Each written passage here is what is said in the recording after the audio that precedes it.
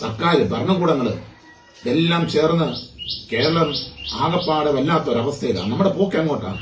നമ്മുടെ നാടിന് എന്ത് പറ്റി? നമുക്ക് എവിടെയാണ് പിഴച്ചത്? നമ്മെ കീഴടക്കുന്ന ലഹരി അല്ലെങ്കിൽ ഡ്രഗും സെക്സും വയലൻസും ഒക്കെ നിറഞ്ഞ സിനിമകളാണ് ഇതിന് കാരണമെന്ന് നമ്മൾ പറയുമ്പോഴും അത് മാത്രമാണോ കാരണങ്ങൾ? അല്ല എന്ന് നമുക്ക് ഉറപ്പിച്ചു പറയാൻ വേണ്ടി പറ്റും. ആ കാരണങ്ങളിലേക്ക് ഒരു എത്തിനോട്ടമാണ് ഈ വീഡിയോ. ഒന്നാമതായിട്ട് ഞാൻ കണ്ടെത്തുന്ന ഏറ്റവും പ്രധാനപ്പെട്ട കാരണം എന്ന് പറയപ്പെടുന്നത് ദൈവവിശ്വാസമില്ലാത്ത, ദൈവഭയമില്ലാത്ത ഒരു തലമുറയാണ് നമ്മുടെ കൂടെ വളർന്നു വരുന്നത് എന്നുള്ളതാണ്. നിരീശ്വരവാദികളും യുക്തിവാദികളും മതവർഗീയവാദികളും എല്ലാം കൂടി ജീവിതത്തിൽ ഒരു പ്രത്യാശയുമില്ലാത്ത, ഒരു പ്രതീക്ഷയുമില്ലാത്ത ഒരു തലമുറയെ സൃഷ്ടിച്ചെടുക്കുന്നതിൽ വിജയിച്ചു. അതുകൊണ്ട് തന്നെ ദൈവത്തെ പറ്റി ചിന്തയില്ല, ഈശ്വര ബോധമില്ല, ദൈവവിശ്വാസമില്ല, ഹൃദയത്തിൽ മനസാക്ഷി എന്ന് പറയപ്പെടുന്ന ഒരു സാധനം ഉള്ളതായിട്ട് അവർക്ക് പോലും തോന്നാത്ത ഒരു തലമുറ. രണ്ടാമതായിട്ട് നമ്മുടെ വികലമായ വിദ്യാഭ്യാസ നന്മ. എന്ത് പറഞ്ഞാലും അത് പറയാതിരിക്കാൻ പറ്റത്തില്ല.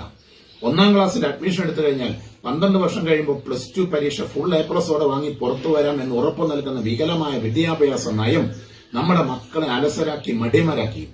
അതുകൊണ്ട് തന്നെ അവർ പഠിക്കേണ്ട സമയം, പഠനത്തിന് ചെലവഴിക്കേണ്ട സമയം മറ്റ് പല ആക്ടിവിറ്റികളിലേക്കും ശ്രദ്ധ തിരിച്ചു.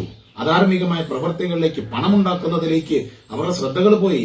അവർ സെക്സിലേക്ക് തിരിഞ്ഞു, അവർ പ്രണയത്തിലേക്ക് തിരിഞ്ഞു, അവര് ഡ്രഗ് ട്രേഡും ഡ്രഗ് യൂസും പോലെയുള്ള അലസമായ വിനോദങ്ങളിലേക്ക് ഏർപ്പെടാൻ വേണ്ടി തുടങ്ങി. അത് ആർക്കും പാസ്സാകാമെന്ന ഈ ഒരു നയത്തിൽ നിന്ന് രൂപപ്പെട്ടു വന്ന അലസേതര ഭാഗമാണ്. മൂന്നാമതായിട്ടാണ് ജുഡീഷ്യറിയുടെ സിസ്റ്റത്തിൽ പരാജയമുണ്ട്.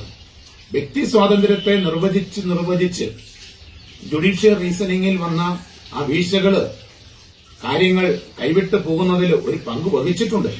പിള്ളേരെ നോക്കാനോ തല്ലാനോ നുള്ളാനോ പാടില്ല എന്ന് പറയുന്ന കോടതി വിധികൾ, സ്വന്തം മക്കളെ ഒന്ന് തിരുത്താൻ പോലും പറ്റത്തില്ല, ഒന്ന് നോവിക്കാൻ പറ്റത്തില്ല, അധ്യാപകർക്ക് ശിക്ഷിക്കാൻ പറ്റത്തില്ല എന്ന രീതിയിലുള്ള കോടതി വിധികൾ, നിയമനിർമ്മാണങ്ങൾ, അതെല്ലാം കൂടി ആയിക്കഴിഞ്ഞപ്പോൾ ഒരു പൊതുസമൂഹം ഭയപ്പെട്ടു.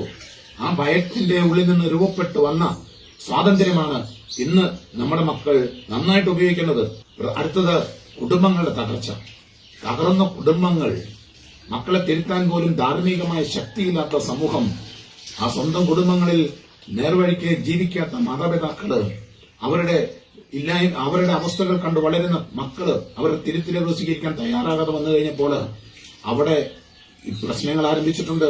സ്വന്തം മാതാപിതാക്കള്, മാതൃക നൽകേണ്ട മാതാപിതാക്കള് കുഞ്ഞുങ്ങൾക്ക് ദുർമാതൃകളായി മാറ്റപ്പെടുന്ന അവസ്ഥ.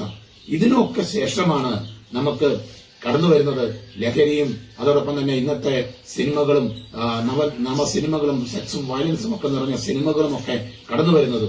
കേരളം ശരിക്കും ഒരു വയലൻസിന്റെ കേന്ദ്രമായി മാറ്റപ്പെട്ടു.